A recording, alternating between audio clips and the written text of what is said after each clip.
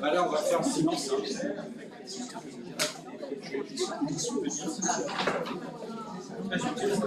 Chers collègues, on va commencer.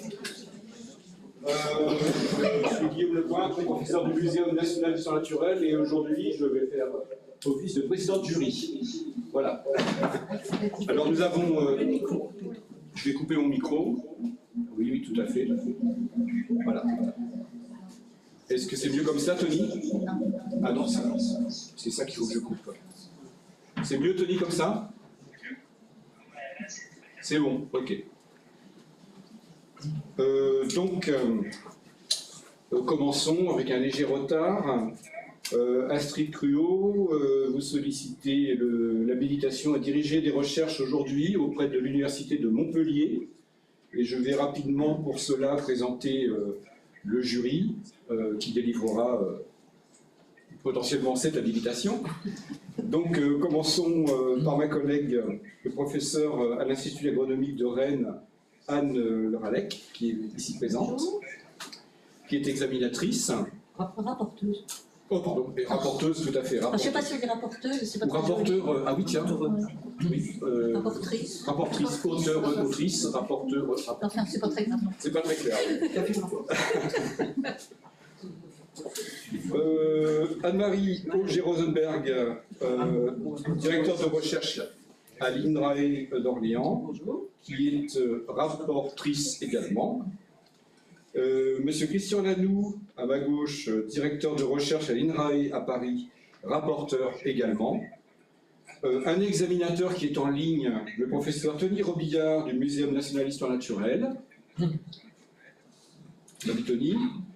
Et puis, pour finir, le président du jury, donc Guillaume Lepointre, professeur du Muséum national d'histoire naturelle. Astrid, vous avez la parole, le temps de présenter vos travaux. Très bien. Je vais mettre un petit chrono. Hop. Donc bonjour à toutes et à tous. Donc moi je suis rentrée à l'INRA fin 2012 et ma thématique de recherche c'est la systématique intégrative. C'est-à-dire que j'essaie d'établir des cadres évolutifs robustes en agrégeant des informations diverses, molécules, morphologie, traits de vie, principalement sur des modèles insectes pour d'une part mieux définir les espèces et leur spectre d'hôtes, et d'autre part, essayer de mieux comprendre les règles d'assemblage des communautés et leur adaptation au changement global. Et tout au long de ma présentation, je vais essayer de vous montrer que les connaissances qui sont tirées de ces travaux sont nécessaires aux études d'écologie et à la mise en place de programmes de lutte biologique. Et plus récemment, j'ai dirigé des travaux sur les réseaux d'interaction plantes-insectes afin de mieux comprendre la transmission d'agents phytopathogènes vectés par les insectes dans les écosystèmes. Alors, j'ai travaillé sur beaucoup de modèles, des parasitoïdes, des pollinisateurs, des ravageurs, des vecteurs, des indicateurs. Je ne vais pas pouvoir tout vous présenter là. Je vais simplement faire un focus sur les hyménoptères de la superfamille des calcidiens, qui est le groupe que j'ai le plus étudié et qui est au cœur du projet de recherche que je propose de mener. La première chose à savoir sur les calcidiens, c'est qu'ils sont petits. Ici, vous avez un guêpier qui est en train de gober un bourdon. Et si on zoome à côté du bourdon, ici, on découvre un premier calcidien à côté duquel on a un second tout petit calcidien. Donc ce sont des espèces qui font de 0,1 à quelques millimètres pour la plupart, 3 cm pour les plus grands, mais c'est assez rare. Ils sont ubiquistes. On les trouve dans tous les écosystèmes terrestres. Ils sont extrêmement divers, 26 000 espèces décrites, 500 000 estimées. À titre de comparaison, pour les oiseaux, on est entre 10 et 11 000 espèces. Ils sont très disparates, tant au niveau de la morphologie que de la biologie, quoique ce soit plutôt des parasitoïdes, c'est-à-dire qu'ils vont se développer, ils vont pondre leurs œufs dans d'autres arthropodes. Les arthropodes ne vont pas survivre au développement du calcidien. Et donc là, par exemple, vous avez ici un parasitoïde d'insectes des bois, ici un aphélinide qui est en train de pondre un œuf dans un petit puceron, ici un encyrtide qui est un parasite d'œuf de punaise, et à droite, un parasite de larve de fourmi. Ils vont parasiter 13 ordres d'insectes, des arachnides, des nématodes. Ils vont plutôt s'attaquer aux œufs, aux larves et aux pupes, plus rarement aux adultes. Quoi qu'il en soit, de ce fait, ce sont des régulateurs naturels extrêmement importants des populations d'arthropodes sauvages. Et ils sont aussi très utilisés en lutte biologique, c'est-à-dire qu'on va les élever en laboratoire pour les relâcher, pour par exemple lutter contre des ravageurs des cultures. On va aussi essayer d'aménager l'environnement des parcelles cultivées afin de faciliter leur action de régulateur naturel des ravageurs des cultures. C'est un volet de ce qu'on appelle l'agroécologie. On a aussi des phytophages qui sont galigènes, donc qui forment des algues sur les plantes. C'est à peu près 2000 espèces avec quelques ravageurs notoires. Et enfin, on a des pollinisateurs. 1000 espèces, une famille. En l'occurrence, ce sont des pollinisateurs des fruits des ficus, les figues, les figuiers. Donc vous connaissez Ficus carica qu'on a ici, mais il y a 800 espèces dans le monde, et il y a plus de 1200 espèces d'oiseaux et de mammifères qui consomment ces figues, ce qui fait du mutualisme Ficus calcidien une sorte de clé de voûte des écosystèmes tropicaux. Voilà, alors pour commencer, je vais vous présenter quelques résultats de mes travaux sur la phylogénie, donc l'arbre de la vie des calcidiens. Je vais m'intéresser en particulier à 3 questions. La classification actuelle basée sur la morphologie est-elle valide? Quelles sont les relations de parenté entre les différents groupes? Et quels sont l'âge et le tempo de diversification des calcidiens? Alors, quand j'ai commencé mon postdoc, il y avait 2 phylogénies moléculaires qui avaient été publiées sur les calcidiens. Moi, j'arrive dans le système en 2011 et les taxonomistes sont en train de travailler sur une matrice morphologique. Donc, ce que je vais faire, c'est que je vais participer au codage des caractères morphologiques et je vais analyser l'ensemble des données morphologiques et moléculaires pour essayer de produire une nouvelle hypothèse évolutive pour les calcidiens. Sans grande surprise, étant donné le peu de caractères qu'on va analyser, on va obtenir une phylogénie qui est peu résolue pour les nœuds profonds. Suite à ça, les collègues allemands et américains vont passer à des approches pangénomiques. En l'occurrence, ils vont séquencer des transcriptomes, c'est-à-dire qu'ils vont analyser énormément de gènes, mais finalement très peu d'espèces, maximum 65. Et du coup, c'est extrêmement difficile d'analyser de manière critique les résultats qu'ils ont obtenus. Nous, en France, en parallèle, on va travailler sur certaines familles. On a choisi de capturer des UCE, c'est-à-dire des éléments ultra-conservés et leurs régions flanquantes. Pourquoi? Parce que ce qui nous intéressait, c'était de pouvoir travailler sur des marqueurs qui soient à la fois conservés, variables, codants, non codants. L'idée étant de pouvoir sélectionner les marqueurs par rapport à l'information dont on a besoin pour résoudre les questions qu'on se pose. On va optimiser les protocoles de biologie moléculaire. Je vais développer des pipelines analytiques pour essayer d'augmenter le nombre et la qualité des marqueurs analysés. Et surtout, on va analyser en parallèle la morphologie des insectes qu'on étudie. Et ça va nous permettre de mettre en lumière des biais d'inférence pour les données moléculaires. Parce qu'à l'heure actuelle, avec la révolution des NGS, ça n'a jamais été aussi facile d'acquérir des jeux de données moléculaires énormes, faciles et peu chers. Par contre, reconstruire des phylogénies morphologiques, ça nécessite de définir des caractères, de les coder. C'est extrêmement fastidieux. Donc effectivement, oui, en morphologie, on peut avoir des transformations adaptatives qui peuvent induire des convergences qui vont biaiser les relations. Par contre, les données moléculaires, elles ont souvent des propriétés qui vont être en contradiction avec les hypothèses que les modèles évolutifs qu'on utilise font. Et ça induit des topologies, donc des arbres, qui sont extrêmement supportés mais complètement faux. Et pourtant, à l'heure actuelle, il y a encore très peu d'études qui sont groupe-centrées, qui considèrent l'existence de ces biais, probablement par incapacité d'interpréter les résultats de manière critique au regard de la morphologie, probablement aussi parce que les connaissances de la morphologie des espèces disparaissent, on en discutait encore ce midi, il n'y a plus de formation et les publications de taxonomie pure sont extrêmement peu rentables. En particulier, les modèles qu'on utilise pour traiter les données moléculaires, ils assument plusieurs choses. Ils assument que l'évolution des séquences, elle est stationnaire, réversible, homogène. Je ne vais pas forcément rentrer dans les détails, je n'ai pas trop le temps. Ils supposent aussi que les patterns évolutifs des sites et des lignées sont homogènes. Donc, en ce qui concerne les sites, il y a un certain nombre de modèles très complexes qui ont été développés ces derniers temps, mais qui sur les gros jeux de données, ça tourne très très mal. Par contre, sur les lignées, il n'y a rien. En bref, si vous arrivez à trouver un jeu de données qui respecte l'ensemble de ses propriétés, en particulier sur les groupes de sucroneuses, que moi, j'ai jamais trouvé, j'ai globalement eu beaucoup de problèmes. En particulier ici, c'est un premier exemple, c'est un travail qu'on a fait avec Gérard Delvar, donc, qui est un taxonomiste du CIRAD, qui est spécialiste de ce groupe, qui sont les calcididés. Donc on a analysé 538 UCE et 130 caractères morphologiques. Et alors, donc, quand j'ai analysé les UCE avec 3 méthodes différentes, j'ai obtenu 3 topologies. Déjà, ça partait pas très bien. La topologie moléculaire ici, qui est identique à la morphologie, elle n'est pas supportée par le plus grand nombre d'UCE. Par contre, les UCE qui supportent les topologies qui sont en contradiction avec la morphologie sont plus riches en GC. C'est-à-dire qu'on a un déséquilibre de composition, c'est-à-dire que typiquement, on est en contradiction avec les hypothèses que font les modèles évolutifs qu'on utilise. Si on enlève ces UCE les plus riches en GC, toutes les méthodes, elles infèrent la même topologie qui est équivalente à la morphologie. Ça veut dire quoi? Ça veut dire que si on analyse, sans y penser, l'ensemble des UCE, avec une méthode classique, en clic-bouton, on obtient quelque chose de faux. Et clairement, sans étude de la morphologie, on serait probablement passé à côté de ce résultat. Donc à partir de 2018, on se dit que quand même, si on veut y arriver, ce serait pas mal qu'on réunisse à nouveau nos efforts. Donc du coup, on va réentamer une collaboration avec les taxonomistes et les curatrices des musées, en Europe, en Afrique, en Asie, aux Amériques. Et on va rassembler un échantillonnage de plus de 400 espèces réparties dans l'ensemble des familles de calcidiens. Aux États-Unis, l'équipe américaine va choisir de capturer des exons.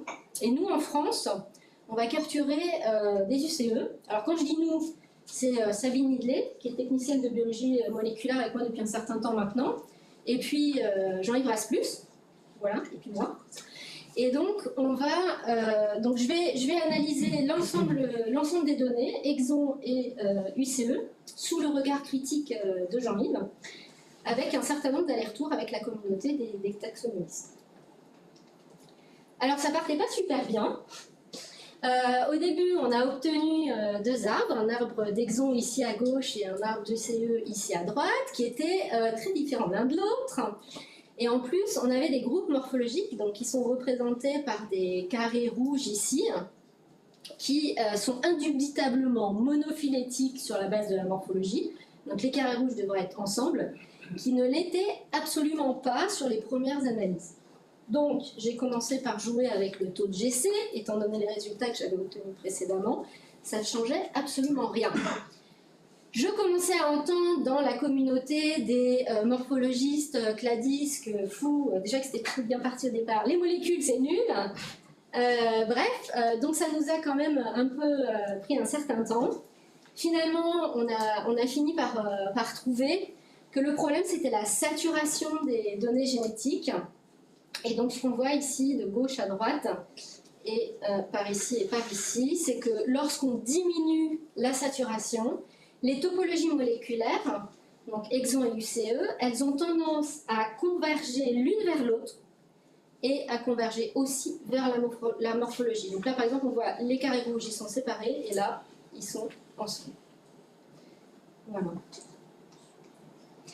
Donc, fort et fort de ce résultat, on a combiné les jeux de données exons ICE les moins saturés, et on a obtenu l'arbre que vous voyez ici à droite. Sur certains, il y a un certain nombre de résultats intéressants. Le premier, c'est qu'on a un clade ici qu'on a appelé celui des tiny wasps. Alors pourquoi? Parce que ce sont des insectes de toute petite taille, hein, c'est ceux-là ici. Ce sont plutôt des endoparasitoïdes d'œufs de cochenilles et d'alerodes, ou des parasitoïdes de ces parasitoïdes. Ça a commencé à nous dire que finalement, la biologie, elle était peut-être informative. Ça a été confirmé par l'apparition d'un autre clade ici, qu'on n'avait pas du tout anticipé, qu'on a appelé le gall clade. On était très inspirés sur cette publication. Ce sont des insectes donc, qui font des galles, galligènes phytophages, c'est la diapo que je vous ai montrée au début, ou des parasitoïdes de ces galligènes. Il n'y a absolument aucune apomorphie morphologique pour le gall clade, c'est simplement la biologie. Donc, contrairement à ce qu'on pensait au départ, il y a quand même un certain degré de conservatisme de niche chez ces calcides. On a aussi mis en évidence un certain nombre de convergences morphologiques. Donc ici, il y a 3 familles qui ont des caractères similaires. En l'occurrence, c'est ici un acropleuron élargi, on a un petit ballon ici, et puis des pattes sauteuses. Donc on pensait qu'on allait les retrouver tous ensemble, pas du tout. Ils sont complètement éclatés dans la phylogénie. Probablement, c'est qu'en fait, ces caractères morphologiques représentent des adaptations convergentes qui pourraient peut-être permettre d'échapper aux fourmis, qui elles sont très ubiquistes aussi. Alors cette phylogénie a permis aux taxonomistes de réviser la classification en profondeur avec une meilleure définition des familles et la description de pas moins de 23 nouvelles familles. Le cas emblématique étant celui des ptéromalides, donc qui étaient groupés dans une seule famille quand on a commencé l'étude. Un peu la famille poubelle, hein, tout ce qu'on ne savait pas classer, on le mettait dans les ptéromalides. In fine, les ptéromalides ont été réduits à leur portion congrue, le clade rouge ici. Tout ce que vous voyez en rouge là, ce sont des nouvelles familles qui ont été décrites. Les espèces appartenaient initialement aux ptéromalides. Voilà, donc une grosse révision taxon. Ce travail a donné l'occasion à nos collègues américains d'éditer un livre pour lequel j'ai participé à un certain nombre de chapitres. En particulier avec Jean-Yves, on a fait la review des fossiles des calcidiens. Et ça, c'est intéressant parce que ça nous a donné un certain nombre de calibrations pour permettre de dater l'arbre des calcidiens, avec des petits twists morphologiques que je ne vais pas détailler ici. Donc les résultats sont les suivants. On a les calcidiens commencent à se diversifier vers 160 millions d'années, donc au Jurassique supérieur. Ça coïncide avec une première augmentation des familles d'insectes fossiles. Ensuite, on a un second pulse vers 110 millions d'années qui coïncide lui aussi avec une seconde augmentation du nombre de familles d'insectes fossiles. Étant donné qu'on a affaire à des parasitoïdes, ça met quand même la puce à l'oreille. Et le dernier truc, c'est que la première transition vers la phytophagie, donc le fameux Gall-Clade, lui, il correspond au début de la révolution des angiospermes. Donc ça donne quand même une crédibilité à nos résultats. Voilà donc. Jusqu'à maintenant, j'étais plutôt à l'échelle suprafamiliale. Maintenant, je vais descendre à celle des groupes d'espèces pour vous présenter quelques résultats sur les complexes espèces de calcidiens. Alors, les calcidiens sont difficiles à identifier en général. Ils le sont encore plus dans certains groupes. Ici, vous avez le genre Pteromalus, 500 espèces mondiales. Donc, quand on en a vu un, on les a tous vus. Hein. Ils sont, et encore, je suis même pas sûre que vous voyez bien, en vert métallique. Voilà. Donc la question c'est, sous un morphotype donné, est-ce qu'on a une seule espèce ou est-ce qu'on a plusieurs? Une autre manière de poser la question, c'est a-t-on un complexe d'espèces? Pour aller plus loin, sous un morphotype donné, est-ce qu'on a vraiment une espèce qui va être généraliste, c'est-à-dire qui va s'attaquer à plusieurs autres, ou est-ce qu'on a plusieurs espèces spécialistes, chacune s'attaquant à un autre? Évidemment, la réponse elle est importante pour la vie biologique, hein, vous le comprenez bien, parce que si on ne relâche pas le bon parasitoïde, on n'aura pas de contrôle du ravageur cible. Je vais vous présenter deux exemples. Le premier, c'est celui de Palmus urosonus, qui est considéré comme l'un des meilleurs agents de contrôle de la mouche de l'olive, un Bactrocera olé. C'est un travail qu'on a fait avec Frédéric Al-Khatib lorsqu'il était en thèse. On a analysé des données moléculaires et des données morphologiques. Et ce qu'on a montré, c'est que cette Eupalmus urosonus, c'était en fait un complexe de 21 espèces, dont 11 nouvelles. Qu'elles étaient plutôt généralistes, avec des spectres d'hôtes à préciser. Ça pose quand même la question d'efficacité du contrôle de Bactrocera olé avec cette espèce. Le deuxième exemple, c'est celui des trichogrammes, qui est le plus utilisé pour contrôler les lépidoptères ravageurs des cultures. Ce sont des parasitoïdes oophages, on les voit ici. C'est le petit, là, qui était à côté du calcidien que j'ai montré dans ma diapo introductive. Donc c'est vraiment des insectes minuscules, hein, 0,1 mm. Les caractères diagnostiques sont situés sur les antennes ou sur les génitalia des mâles. Le problème, c'est qu'on a des espèces télitoques. Il n'y a pas de mâles. Bref, le but qu'on avait donc, quand on a commencé ce travail, c'est de caractériser les souches vendues dans le commerce, qu'on avait collectées sur le terrain en France et en Europe, et les souches qui étaient maintenues par ce qui allait devenir le centre de ressources biologiques des parasitoïdes oophages, qui était, quand on a commencé les projets, en cours de montage à l'INRA d'Antibes. Pour cette caractérisation, on a utilisé une méthode de RADSEC, c'est-à-dire qu'on a séquencé plusieurs dizaines de milliers de marqueurs en amont et en aval des sites de restriction, pour essayer d'avoir une bonne résolution des complexes. Le souci, c'est que lorsqu'on a extrait d'un tout petit trichogramme l'ADN, donc d'un seul individu, on n'en a pas assez pour faire une librairie de RAD. Or, on est obligé de les séquencer de manière individuelle, parce que si on commence à les mélanger, qu'on ne sait pas bien où sont les espèces, on va faire des bêtises. Du coup, coup, ce qu'on a commencé à faire, c'est qu'on a testé la fiabilité, une amplification totale de génome, donc à partir de l'ADN d'un individu unique qu'on avait extrait, pour augmenter artificiellement la quantité d'ADN et en avoir suffisamment pour faire la librairie RAD. Une fois que cette méthode a été validée, on a fait du RAD massif sur l'ensemble des individus lignés qu'on avait récoltés. On a analysé les données avec un wrapper Perl que j'avais développé avec des collègues de l'INRA, Mathieu, Jean-Pierre et Jérôme. Donc voilà les résultats. À gauche de l'écran, c'est un arbre qui a été obtenu sur 30 000 aussi. En noir, vous avez les identifications par les non-spécialistes ou les identifications du commerce. En orange, par-dessus, vous avez les identifications qui ont été faites par un taxonomiste professionnel, en l'occurrence Jean-Yves. Bon, c'est complètement illisible, j'en conviens. L'idée, ce n'était pas que vous le lisiez. J'ai représenté les 3 espèces les plus communes par des carrés de couleur. Cassessier, brassicée, évanescence. Ce qu'on voit qui est assez intéressant, c'est que dans le cas de brassicée, ici, on a un match entre les identifications, on va dire, profanes et commerciales et celles du taxonomiste professionnel. Alors que ce n'est pas le cas pour cassessier, ce n'est pas le cas non plus pour évanescence. Donc ça confirme que l'identification des trichogrammes, c'est compliqué. On voit aussi qu'il y a certaines espèces qui sont probablement dites complexes. Là, par exemple, dans Bryophagomes, on a 2 clusters génétiques très marqués. Ça pose la question des spectres d'hôtes, de chacune de ces lignées. La dernière chose que je voulais montrer, c'est celle-là, les souches qui sont vendues dans le commerce sous les noms de Platneri et Minutum sont, d'après nos analyses, exactement identiques. Ce qui est assez marrant, entre guillemets, c'est que quand on retourne sur le site internet des fournisseurs américains, ils nous disent qu'il y a différentes espèces de trichogrammes qui sont utilisées aux États-Unis. Ce qu'ils conseillent de faire, c'est dans les vergers et sur les champs, quand on est à l'est, on utilise Minutum, et puis quand on est à l'ouest, on utilise Platneri.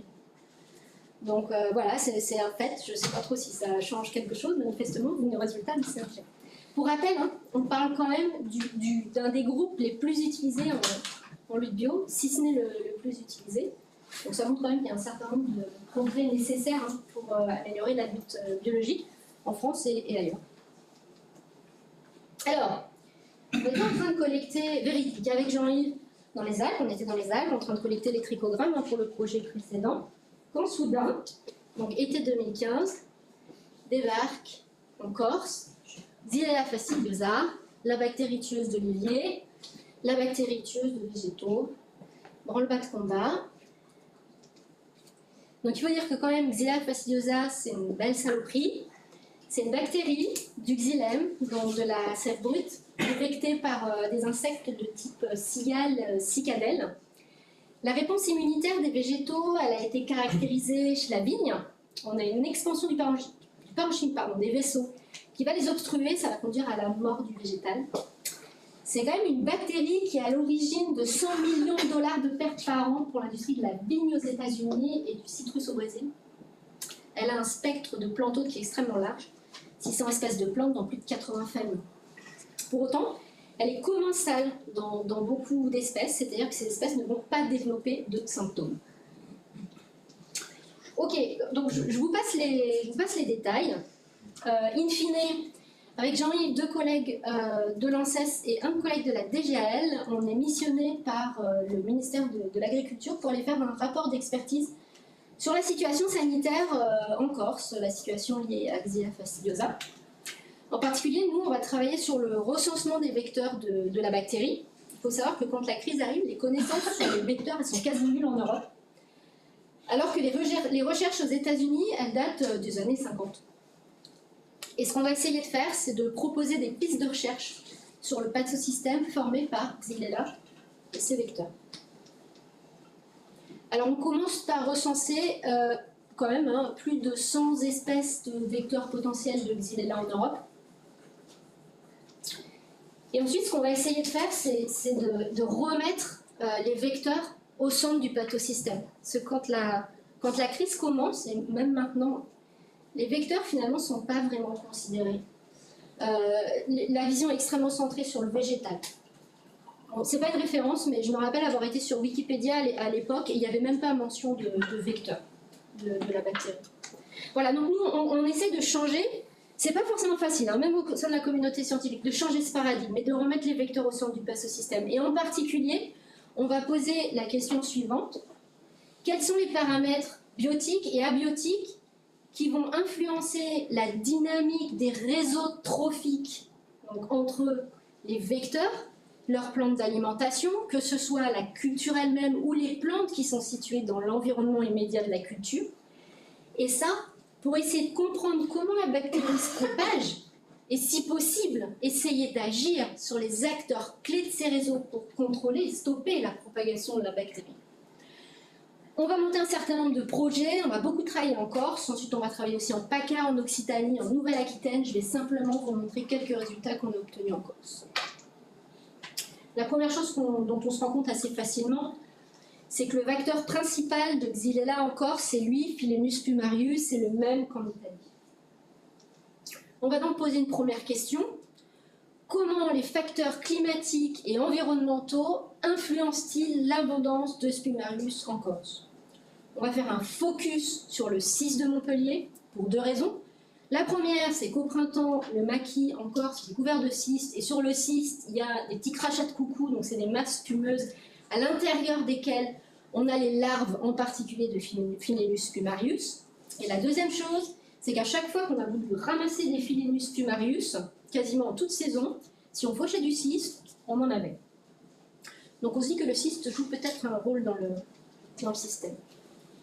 Donc on va monter un dispositif expérimental, 64 placettes dans les milieux semi-naturels à travers toute la Corse, un gradient d'abondance en cyste de Montpellier. Et pendant 3 ans, 3 fois par an, on va recenser l'abondance de Philaenus spumarius, donc au printemps à l'état de larve, en été à l'état adulte et en automne à l'état adulte. Donc Lyon, mais très honnêtement, j'ai fait la campagne une fois. Les acteurs, les deux personnes qui ont principalement travaillé sur cette étude, c'est Marguerite Chartois et Xavier Mesmin, qui ont aussi caractérisé le profil climatique des parcelles en termes de température et de précipitation, qui ont analysé les résultats et qui ont trouvé un certain nombre de choses. Je mets en évidence ici les plus intéressants. La première des choses, c'est que les populations d'adultes ici sont plus importantes quand il fait frais et humide. Ça, c'est en accord avec la littérature sur la biologie de Philaenus spumarius. Là, le deuxième résultat, c'est que les populations augmentent avec la couverture en cyste. La Corse, c'est la seule région où Spumarius montre une telle préférence pour le cyste. Ça montre, à mon sens, que les études régionales sont nécessaires pour mieux comprendre comment fonctionne le pathosystème. La deuxième chose, étant donné que le cyste est extrêmement commun en Corse, on se demande si finalement cette plante n'aurait pas pu agir comme le compartiment asymptomatique, parce que le cyste est asymptomatique à Xylella, qui aurait permis la propagation de la bactérie à l'île sans qu'on s'en rende compte. La deuxième étude qu'on a faite, cette fois-ci on a recentré sur le milieu cultivé, en l'occurrence des parcelles de citrus, le cyste Moxel, les parcelles de citrus et d'olivier et leur environnement immédiat. On a élargi le spectre de vecteurs qu'on a étudié, donc Philaenus et puis trois autres vecteurs. Et Marguerite et Xavier, toujours eux, pendant 2 ans, 3 fois par an, ont documenté les réseaux d'interaction habitat-vecteur, en considérant comme habitat le cyste, fort des résultats qu'on avait eu précédemment, le feuillage des cultures, le couvert, donc les graminées, typiquement les herbacées au sol, au pied des cultures, et l'inule visqueuse. Pourquoi cette plante? Parce que c'est une plante qui est utilisée comme plante de service dans les oliveraies, j'y reviendrai un peu plus tard, et aussi parce que quand on regardait cette plante, on voyait quand même qu'il y avait un certain nombre de vecteurs potentiels dessus. Donc là, je vous présente les résultats seulement pour l'olivier, les 2 saisons les plus contrastées, le printemps avec les larves, et puis l'automne avec les adultes. La première chose qu'on voit, c'est qu'au printemps, la connectance est assez faible. À l'automne, la connectance est plus forte, le réseau est plus complexe, il y a plus d'interactions. Quand on regarde au niveau du printemps, il n'y a pas de larves de Philaenus spumarius au pied des cultures. Hein. Ils n'en ont pas trouvé dans le couvert végétal au pied des cultures. Donc ça veut dire quoi? Ça veut dire que le labour au printemps sera probablement moins efficace, voire inefficace sur les larves de Philaenus plumarius, alors qu'il est préconisé en Italie. La deuxième chose qu'on voit ici, c'est qu'on a peu d'individus adultes sur le feuillage. Ça montre aussi que la dynamique de transmission aux cultures, elle va probablement être différente de l'Italie, parce qu'en Italie, on observe des gros mouvements, en particulier de Philaenus plumarius, du bas des cultures vers le feuillage. Ça montre aussi que Philaenus plumarius n'est pas le seul à considérer dans le système. On a fait un focus à partir du moment où on a montré qu'en Italie c'était le vecteur majoritaire et en France aussi. Il y a très très peu d'études sur les autres vecteurs. Il y a des études qui mériteraient d'être menées. Ensuite, on voit que l'association Philaenus-cyste, que ce soit au printemps ou en automne, elle est extrêmement majoritaire. Donc clairement, la gestion du cyste à proximité des cultures est une piste à explorer, parce qu'on ne pourrait pas essayer de les éloigner. Et enfin, la dernière chose, c'est que on voit que Philaenus, là, on en trouve DV, c'est linul, c'est Litrichia viscosa. On en trouve ici. Et puis là, on voit que tous les adultes, on peut les échantillonner sur l'inul visqueuse. Donc, conserver l'inul visqueuse, ça concentre les vecteurs au pied des cultures. Du coup, la question qui se pose, c'est est-ce que l'inul visqueuse, c'est vraiment une plante de service? Donc, pour vous replacer le contexte, il y a une sorte d'hypothèse affirmative qui circule dans la littérature. Donc, l'inul, elle est parasitée par Neophytes striatus, donc c'est une mouche ici, qui forme des galles sous les inflorescences. Cette mouche, elle peut être parasitée en hiver par Eupalmus urosonus, qui parasitera efficacement Bactroceraole l'été suivant. Donc ça, la conséquence de ça, c'est que l'inul est conservé, voire planté dans les oliveraies comme plante de service. Or, nos résultats, si vous vous rappelez, montrent que Eupalmus urosonus, ce n'est pas une espèce, c'est 21 espèces, plutôt généralistes avec des spectres d'hôtes à préciser. Et on montre aussi que l'inul, elle est appétente pour Spumarius, vecteur agraire de Xylella, et d'autres vecteurs aussi, potentiels au moins, de Xylella. Donc ça a tendance à suggérer que ce serait pas mal de mener des travaux complémentaires pour évaluer les coûts et bénéfices de la conservation de l'inul en présence de Xylella. Ce qui serait pas mal aussi d'évaluer, c'est l'apport de ce petit parasitoïde calcidien là, de la famille des mémarides, qui parasitoïde naturellement les œufs de Spumarius en Corse avec des taux de parasitisme allant jusqu'à 70%. Est-ce qu'on ne pourrait pas essayer de l'élever, de le lâcher pour contrôler les populations de Spumarius? Est-ce qu'on ne pourrait pas essayer de mener des études complémentaires pour comprendre les facteurs qui contrôlent sa présence, son abondance, pour si possible favoriser son action naturelle? Ce serait pas mal, globalement, qu'on se mette dans une situation où on pourrait anticiper, essayer de proposer un certain nombre de solutions de lutte contre la bactérie. Pourquoi? Je vais passer assez rapidement ici, mais quand on a, lors de la thèse de Pauline là, que j'ai co-encadrée avec Jean-Pierre Rossier et Marie Barbier, on a fait une étude de la prévalence de Xylella dans les vecteurs à travers toute l'île. Et on a montré que cette prévalence, elle était corrélée positivement à la température des sites. La prévalence était plus élevée lorsque les hivers sont plus doux et que le changement climatique était en train d'augmenter le risque épidémique. D'autant plus que Xylella et son vecteur, ça c'est Jean-Pierre qui l'a montré, continueront à rencontrer des conditions climatiques favorables à leur présence dans l'île. Voilà, donc j'en ai fini avec ce que je voulais vous montrer du mémoire de recherche. Je vais passer rapidement au projet. Donc je trouve que l'exemple du réseau d'interaction Olivier, mouche de... Je vais juste regarder où j'en suis parce que j'ai pas du tout... Ok. Donc je trouve que l'exemple du réseau là, que je viens juste de vous montrer entre les oliviers, les mouches, le palmus, les vecteurs de Xylella, les parasitoïdes, illustre assez bien finalement qu'on a besoin de développer des recherches qui intègrent mieux la systématique pour essayer de mieux comprendre comment fonctionnent les écosystèmes et gérer de manière plus efficace agroécologiquement les bioagresseurs. Ce résultat-là, ces études, elles font écho à une revue récente de la littérature qui a été faite, signée par un certain nombre de collègues, notamment à l'INRA, mais pas que, aussi, qui souligne la nécessité de renforcer notre compréhension des mécanismes qui sous-tendent les régulations naturelles des ravageurs pour diminuer l'utilisation des pesticides dans un cadre agroécologique. Pourtant, cette revue-là, elle n'appelle pas à intégrer des études poussées de systématiques des ravageurs et des auxiliaires des cultures. Donc dans ce contexte, la question de recherche que je propose d'aborder, c'est la suivante. Elle va vous rappeler celle que j'avais posée dans une diapo précédente. Comment les facteurs biotiques et abiotiques, qu'ils soient phylogénétiques, environnementaux, liés aux pratiques agricoles ou à l'introduction d'espèces exotiques, donc on est dans un contexte de changement global, influencent-ils la structure et la dynamique des réseaux d'interaction entre les plantes, qu'elles soient cultivées ou non, les insectes ravageurs, qu'ils soient indigènes ou introduits, et leurs ennemis naturels, que ce soit des arthropodes prédateurs ou des parasitoïdes.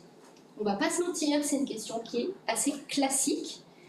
L'idée, c'est d'essayer d'apporter un éclairage nouveau, en particulier en poussant le curseur de la systématique et en essayant de tirer profit de nouveaux outils, l'intelligence artificielle notamment et les progrès récents en biologie moléculaire. C'est une question de recherche qui peut être appliquée sur de nombreuses cultures, dans de nombreuses régions, et qui va concerner beaucoup de calcium. Alors, par rapport aux travaux que j'ai faits précédemment, je vous ai montré, par rapport à ce que j'ai pu lire ou ce que j'ai pu discuter avec d'autres personnes, j'ai identifié un certain nombre d'axes de recherche pour répondre à cette problématique-là. Je vais simplement vous exposer les 4 principaux.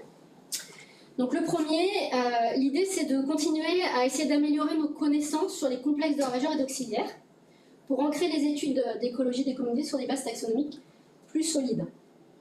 Donc je vous l'ai montré, hein, les espèces de parasitoïdes, elles sont mal caractérisées. Je n'ai pas eu le temps de vous le montrer, mais il y a aussi beaucoup de complexes d'espèces chez les ravageurs. Donc il y a un certain nombre de questions simples auxquelles on a du mal à répondre. Si je caricature ici, je prends un exemple simple, j'ai une culture de citrus qui est parasitée par des cochenilles, et dans l'environnement immédiat de la culture, j'ai des figuiers dans le milieu naturel qui sont aussi parasités par des cochenilles. Donc, si le parasitoïde, en l'occurrence un encyrtide, qui parasite les cochenilles du ficus est le même que celui qui parasite les cochenilles du citrus, ça représente peut-être un intérêt de maintenir les ficus dans l'environnement immédiat des cultures de citrus. Par contre, si ce n'est pas le cas, est-ce vraiment intelligent? Est-ce que finalement ça ne va pas poser un problème supplémentaire avec possibilité de colonisation des cochenilles des ficus sur le citrus? Voilà. Donc l'idée, la proposition de recherche, hein, c'est de continuer à mener des travaux de systématique intégrative sur les parasitoïdes et les ravageurs. À minima, l'idée ce serait de livrer une base de données de barcode validée taxonomiquement pour identifier les hyménoptères parasitoïdes en Europe, Calcidoidea et Pneumonoidea. En implémentant et en faisant évoluer la base de données Artemis que j'avais mise en place lors de mon premier postdoc et qui est utilisée à l'INRA pour identifier les arthropodes et à l'Europe pour identifier les arthropodes de quarantaine. Le deuxième axe, c'est de continuer à proposer des hypothèses phylogénétiques sur les groupes de parasitoïdes afin de continuer à éclairer notre compréhension des mécanismes d'assemblage des communautés. Donc, il y a 3 points de constat. Hein. Les hypothèses phylogénétiques robustes et représentatives pour les parasitoïdes, elles sont rares. On a du mal à compiler manuellement les informations biologiques disponibles dans la littérature énorme et puis de nature diverses et variées. Et puis finalement, pour beaucoup d'espèces, on n'a pas de données biologiques. Donc il y a un certain nombre de questions auxquelles on ne peut pas répondre. Par exemple celle-là, est-ce qu'on pourrait utiliser le signal phylogénétique pour prédire les interactions écologiques? Est-ce que finalement, on ne pourrait pas anticiper quel auxiliaire indigène, donc quel parasitoïde indigène, pourrait contrôler un ravageur introduit? Ou est-ce qu'on ne pourrait pas prédire les effets non intentionnels d'un auxiliaire, donc d'un parasitoïde qu'on introduirait pour lutter contre un ravageur qui vient d'arriver sur la base du spectre d'hôte de ce parasitoïde dans son aire d'origine? Parce qu'il ne s'agirait pas d'introduire un parasitoïde qui va pondre dans tous les jolis petits papillons qu'on veut garder en France. L'idée, c'est ça. Donc, avec ce type d'études-là, on pourrait peut-être arriver à faire ce genre de choses. Donc nous, on a continué, on continue toujours à produire des phylogénies représentatives et robustes. On a commencé à analyser un peu les traits de vie. Donc là, c'est une phylogénie des calcidiens. Seulement, c'est fastidieux de faire ça. Donc du coup, j'ai initié une collaboration en text mining, elle me tuerait si elle sait que je disais ça, avec Claire Nedelec et Robert Bossy à l'INRA à Maillage, donc, qui vont nous aider à extraire les traits de la littérature. L'idée, donc, c'est de tester les hypothèses de conservatisme de niche, d'analyser des dynamiques d'évolution corrélées ou non de traits d'histoire de vie et de prédire aussi potentiellement les traits manquants. Le troisième axe, l'idée, c'est de caractériser massivement les communautés de ravageurs d'auxiliaires et leurs interactions pour obtenir des données qui soient fiables sur la biodiversité fonctionnelle. Actuellement, ce qu'on utilise en écologie, c'est du métaborn hypercoding que je vais appeler classique pour caractériser les communautés. C'est-à-dire qu'en gros, on ramasse tout ce qu'on a dans les parcelles, on poule, on broie et on séquence. Ensuite, on veut essayer d'identifier les séquences qu'on avait dans le mélange. Premier souci, les bases de données ne sont pas suffisamment complètes pour pouvoir identifier l'ensemble des séquences. Donc ça devrait normalement être solutionné au moins en partie par l'axe 1 et la base de données dont j'ai parlé. La deuxième chose, c'est que si on mélange tout, on ne peut pas dénombrer les individus des différentes espèces et on ne peut pas non plus caractériser les interactions entre espèces. Donc là, l'idée, elle est double. Revisiter l'acquisition de barcodes par séquençage individuel. Récemment, il y a eu des gros progrès qui ont été faits sur la chimie chez Oxford Nanopore Technologies qui nous permettent d'envisager une réduction des coûts et de temps associés à ces manips, et donc un séquençage individu par individu. Du coup, on peut quantifier le nombre de spécimens par espèce, et on peut aussi documenter les interactions. Les interactions et les traits vont donc irriguer l'axe précédent. En parallèle de ça, c'est de compléter cette reconnaissance par molécules avec une reconnaissance d'images assistée par IA pour caractériser les communautés. Donc là, j'ai commencé une collaboration avec une start-up du CNRS qui s'appelle Bionomics. L'idée étant de voir quelle approche hybride entre identification d'images et barcoding massif on pourrait utiliser pour avoir une meilleure caractérisation des communautés. Et un truc qui m'intéresse particulièrement, c'est ça. C'est parce que j'ai souvent combiné des données morphologiques et moléculaires. Et donc, quand on apprend à une IA à identifier les espèces, la première chose qu'on doit faire, c'est labelliser les images. Et donc, on doit labelliser plein. Enfin, moi, je dis on, mais c'est les taxonomistes. On doit labelliser énormément. C'est très, très time consuming. Ce que je me dis, c'est que si on nourrit l'IA avec les résultats de notre méta-barcoding et en plus avec la labellisation des taxonomistes, peut-être que finalement, les séquences en elles-mêmes, les identifications qu'on tire des séquences peuvent accélérer l'apprentissage des CNN, de l'IA. Le dernier axe, c'est un travail de reconstruction des réseaux d'interaction pour essayer de comprendre l'impact des facteurs biotiques et abiotiques sur leur architecture, pour la structure des réseaux à l'efficacité de régulation. Donc là, jusqu'à maintenant, les réseaux que je vous ai montrés, on les a reconstruits avec des méthodes qui étaient... Il y a un souci ? Non, continue.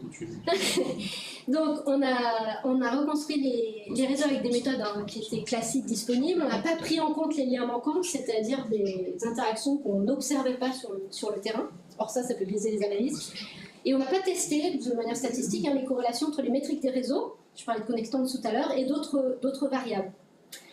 Du coup, il y a des questions auxquelles on a du mal à répondre. Quel niveau d'interconnexion entre les réseaux au sein de la culture, donc vraiment dans la culture ou entre la culture et l'habitat environnant, sont requis pour réguler efficacement les ravageurs? Est-ce que c'est mieux d'avoir des réseaux qui sont connectés finalement ou qui sont complètement autonomes? Si je reviens sur mon exemple du début, là, finalement, si la réponse à la question que je posais au départ, c'est-à-dire que l'encyrtide qui parasite les cochenilles du ficus et l'encyrtide qui parasite les cochenilles du citrus, c'est bien le même, est-ce que finalement maintenir des ficus dans l'environnement des cultures de citrus, ça favorise le contrôle des cochenilles du citrus ou ça dilue l'efficacité de régulation? C'est ce genre de questions. Donc là, je ne vais pas mentir, je suis en limite de compétences là-dessus. L'idée, c'est de mener des recherches collaboratives et de me former sur cet aspect-là. Il y a des gens bien plus compétents que moi là-dessus. Donc on va travailler ensemble. Donc c'est des gens du CNRS et de l'université de la Sorbonne. Donc l'idée, c'est de documenter les réseaux via l'axe que je viens de vous présenter avec ces méthodes hybrides, barcode, IA. D'utiliser les traits, les interactions qu'on va prendre dans la littérature, qu'on va inférer sur les phylogénies via l'axe 2, pour prédire les interactions manquantes, et s'appuyer sur les cadres statistiques qu'ils ont déjà établis pour relier les métriques des réseaux et les facteurs environnementaux. Alors pour finir, quelques éléments sur la stratégie de mise en place du projet. Première brique, ce projet ANR, que je pilote depuis février 2024 pour 3 ans. Donc, qui est une collaboration entre 2 unités INRA, ici le CPGP et puis une unité en Corse, la start-up Bionomics dont je vous ai parlé, spécialisée en intelligence artificielle, et puis une association de producteurs et productrices d'olives. Donc l'idée, c'est sur un réseau de parcelles de citrus et d'oléa, en Corse et sur le continent. Donc c'est des parcelles qui appartiennent aux agriculteurs et agricultrices qui sont partenaires. On va documenter la diversité spécifique et fonctionnelle des ravageurs majeurs et des parasites de la culture, dans la culture et dans l'environnement, donc par les approches que je vous ai un peu détaillées, reconnaissance par IA et real-time metabarcoding. En parallèle, on va caractériser les variables environnementales et les pratiques, donc que ce soit le climat, la naturalité de l'environnement, les intrants, etc., etc.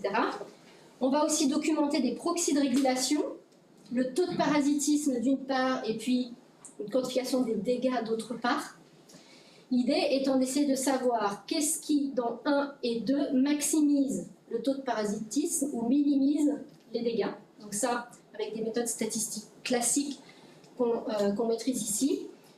Le volet qui est peut-être un peu plus science-fiction, on verra, avec Bionomics, ça va dépendre surtout de la quantité de données qu'on va obtenir. Le problème de l'IA, c'est qu'elle est extrêmement gourmande en données d'input. Ils pensent, les collègues de Bionomics, là, que si on a suffisamment de données, l'IA pourrait trouver un certain nombre de corrélations, de relations entre les différentes variables, voire qu'on pourrait établir un score de régulation naturelle de la parcelle et donner des indications sur les leviers pour l'améliorer.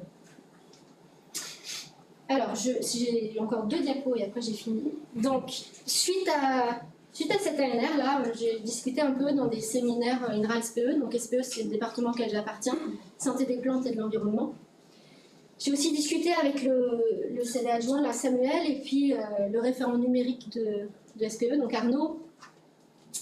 Donc l'idée, c'est d'essayer de faire des ponts entre santé des plantes et environnement, et puis numérique. On sait à ce moment-là qu'il y a le PEPR, donc le programme de recherche agroécologie et numérique, qui lance son 2e call. Voilà. Donc l'idée, c'est donner agroéquipement, ressources génétiques au service de la transition agroécologique et de l'adaptation aux aléas climatiques, inclus dans la stratégie d'accélération SADEA, pour produire des systèmes agricoles durables et des équipements agricoles contribuant à la transition écologique. Bon, bref, donc ils vont lancer leur 2e appel à projet. On sait aussi que sur la première campagne, il n'y a pas eu de projet retenu sur les ravageurs, les vecteurs, les régulations naturelles. Ça grogne un peu au niveau du département SPE, voilà. Donc finalement, on discute, on ne sait pas trop. Bon bref. À un moment donné, je me dis, est-ce que c'est pas le moment d'essayer de vendre une extension de l'ANR que je viens de vous présenter? Est-ce que finalement, c'est pas le moment de mettre la problématique réseau au cœur d'un projet? Donc je commence à discuter avec les gens. Je suis mise en relation aussi avec des personnes. Donc j'essaie de commencer à agglomérer. La problématique, elle intéresse. Je me dis que ça va peut-être marcher quand par mail, j'ai une réponse positive des écologistes fous du CNRS. Parce qu'en général, pour attirer les gens du CNRS sur les problématiques INRA, c'est pas super facile. Et là, il y a une réponse positive. Donc ça devient intéressant parce qu'on ne fait plus qu'agglomérer, on est en train d'hybrider. On est en train d'hybrider les compétences issues des différentes communautés, des communautés du numérique, des communautés de la bio, et aussi des communautés des sciences économiques et sociales. Parce que je sais, en ayant encadré la thèse disciplinaire de Pauline en bio et socio-éco, que si on n'a pas un volet sciences économiques et sociales, on n'arrivera jamais à trouver un écho à nos recherches dans la société civile. Donc ça marche, la sauce prend, et je pense que la sauce, elle prend aussi parce que chacune et chacun va arriver à identifier des questions et fronts de science qu'il ou elle a dans sa discipline. Et finalement, grâce à nos discussions collectives, on arrive à déterminer un certain nombre d'objectifs qui vont dépasser les propositions initiales. Le projet Chimère qui sort de tout ça, c'est celui-là, éco-contrôle, écologie des communautés et outils numériques pour augmenter la régulation naturelle des insectes ravageurs en agriculture. On l'a soumis en mai au PEPR, donc agroécologie et numérique. On a eu la réponse jeudi dernier. positive en l'occurrence. Donc ça va pouvoir partir, donc c'est un projet sur 5 ans, il y a 14 équipes de recherche, il y a les 4 instituts de recherche français, 5 établissements d'enseignement supérieur et grandes écoles, 50 permanents. Il va y avoir la formation de 6 étudiants ou étudiantes en thèse, c'est aussi pour ça que je suis devant vous aujourd'hui, et de 3 post-doctorants, c'est 3 millions, dont 20% qui vont aux frais de... aux frais d'administration, bref, donc j'ai appris ça en cours de projet, donc ça m'a mis un peu les boules parce qu'en gros on a supprimé des thèses hein, pour arriver bon bref, passons. Donc l'idée c'est, ben voilà, vous reconnaissez hein, le petit schéma que j'ai mis dans ma diapo de problématiques, mais l'idée c'est de vraiment dépasser hein, ça. Donc dans un premier work package, donc Claire Nélet que j'ai déjà nommé et Robert Gossin vont développer des méthodes de traitement naturel du langage pour extraire de la littérature les données de trait et d'interaction donc des ravageurs et auxiliaires natifs ou menaçants hein, des cultures. On élargit les cultures. Alors on était tout à l'heure sur olivier et citrus, là on va élargir à pommier et puis concombre en Guadeloupe. Pourquoi la Guadeloupe parce que c'est une terre qui a été très touchée par les pollutions aux pesticides. Et donc il y a des problématiques socio-éco aussi intéressantes à ce niveau-là. Donc Claire pour le text mining. Ensuite, on va développer donc les fameuses méthodes dont je vous ai parlé sur le barcoding en temps réel, méthode de reconnaissance d'images, et puis des phylogénies hein, pour essayer d'ingérer les traits biologiques qui manqueraient. Donc ça veut dire que j'ai parlé. On va aussi prospecter hein, sur le terrain avec Isaac Hadar pour documenter ces communautés. Ça part dans le Work Package 4, donc qui est l'idée par François Massol pour l'inférence des réseaux. Ce à quoi on n'avait pas pensé, c'est ce que Samuel va faire ici, c'est-à-dire que lui, il va essayer, j'ai toujours pas compris comment, mais il va essayer d'extrapoler à l'échelle du territoire ce que nous, on va trouver à l'échelle des parcelles locales qu'on va définir, via toutes les données qu'on pourrait avoir via les sciences participatives, donc e-naturalist, tous les points qui existent en France. Ensuite, toutes les données, les pipelines qu'on va développer vont tomber dans un système d'information qui va être développé pour le projet. Et enfin, on va tenter d'essayer d'impliquer un maximum les agricultrices et agriculteurs qui sont partenaires du projet, essayer d'analyser à quel point ils sont OK pour partager les données avec nous. On va aussi discuter avec les organismes de surveillance du territoire. L'idée étant de proposer une roadmap pour une future plateforme d'épidémiosurveillance élargie aux régulations naturelles. Voilà. Donc, je vais juste sortir ça. Donc, la partie qui a été la plus difficile pour moi à écrire. Alors, dans les dernières minutes que je n'ai plus, n'est-ce pas? Donc, donc je voulais dire, donc mes premières pensées vont à mon père, si tu m'écoutes, qui, juste après ma soutenance de thèse, m'a dit « Il faut vite que tu soutiennes ton HDL, c'est super important. » Alors, c'était il y a 15 ans. Hein, bon, j'ai beaucoup procrastiné, malgré les rappels insistants, notamment de Carole, que je remercie au passage. Voilà. Merci à vous, membres du jury, d'avoir accepté de prendre le temps de lire ce pavé avec un regard critique. Merci pour vos retours constructifs.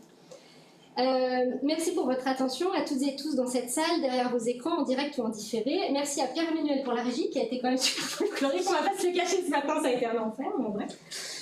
Maman, j'espère que tu as apprécié cette version live de ma page. Perrine, Adrien, c'est à votre tour maintenant.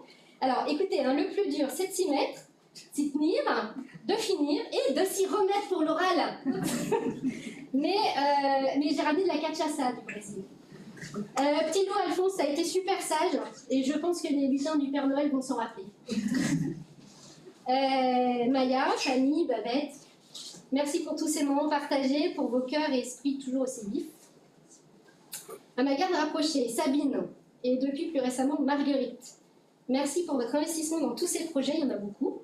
Merci de contribuer à maintenir le paquebot. C'est un paquebot, j'avais mis barque au début, je me suis dit c'était un peu... Merci de contribuer à maintenir le paquebot à flot en composant au quotidien avec ma cache attitude, il faut le dire, et ma relative indisponibilité. Gwen, Une pensée pour toi qui a toujours eu une disponibilité pour le coup, pour filer un coup de main pour les manips avec le sourire. Jean-Pierre, cher ex-voisin, merci pour les R-trucs et les R-astuces. Merci à toi et à Jean-Claude pour votre aide et soutien, en particulier dans l'épisode qu'on va appeler de Madame X. Merci à Laurent pour les déjeuners et les anecdotes de mission. À Flavie pour ta force de caractère inspirante. Aux étudiants, aux étudiantes, ingénieurs, ingénieures et techniciens, techniciennes en CDD que j'ai co-encadrés. Pauline, Maxime, Annalicia, Pierre, Liliane, Fadel, Martin, Stéphane, Sotiria, Julie, Karen, Sariana, Luciano, Fernando, Maïs, Jenny. Ces réalisations, je n'ai pas pu tout montrer, n'auraient pas été possibles sans vous, merci. J'ai une pensée particulière pour toi, Xavier, pour ton investissement sans faille, pour les travaux sur Xylela et ton sens du collectif. Samira, pour tous ces billets commandés, ces états de frais générés dans la bonne humeur pendant des années, merci. Geoffrey, merci pour ton efficacité et ta patience quotidienne dans la gestion de nos comptes et commandes. Sandra, merci pour ton aide pour la RH qui me reçu. Aurélie, merci pour ta gestion des urgences incendies budget RH, pour les déjeuners RPS de ces derniers mois. Merci à Vincent pour la mise en musique, Nad pour les debugs informatiques, les plateaux pour le soutien technique, les dires pour faire tourner la boutique. Ensuite, Jean-Marc. Alors, Jean-Marc, bien que souvent cassé, tu étais droit. Bien que souvent tête en l'air, tu étais attentif. Bien que parfois grognon, souvent grognon, tu gardais ton humour et il faisait mouche. Et tu vas me manquer. Merci à mes collaboratrices et collaborateurs à l'échelle nationale et internationale pour l'enrichissement scientifique et culturel, pour m'avoir fait confiance par le passé ou récemment, bien qu'on ne se connaissait pas. Une pensée à la communauté des hyménoptéristes, plus particulièrement des calcidologistes, qui m'ont fait une fond de place dans leur sein, bien que mes analyses aient explosé une partie de leur groupe chéri. Merci à nos guides sur le terrain, aux figuiers qui nous ont regardés passer, aux calcidiens qui ont sauté dans nos filets ou se sont laissés attraper sans se faire écrabouiller au passage. Sinon, il faut bien avouer que les photos de la présentation auraient été beaucoup moins sympathiques. Alors, enfin, je remercie un jus d'orange, un sandwich au jambon et Simon Tillier. 24 pays visités, sans compter la Corse. 7000 tubes d'alcool collectés. Une épaule déboîtée. Des fous rires. Les combats et anecdotes piquantes d'un homme piqué par et d'hyménoptères, des chemins tracés, des routes indiquées pour éviter la boue, quelle qu'elle soit, pour diriger mes recherches, pour diriger de futures recherches. Beaucoup d'engueulades, de têtes de mule, un Oreosicea qui restera non décrit, mais un Albidolicoris cookie qui, lui, le sera. 18 ans, et pas un cheveu blanc de plus. 70 copublications, d'autres à venir j'espère, un équidné en suspens. Jean-Yves, pour m'avoir montré la voie avec voix et avoir le foi en moi, merci.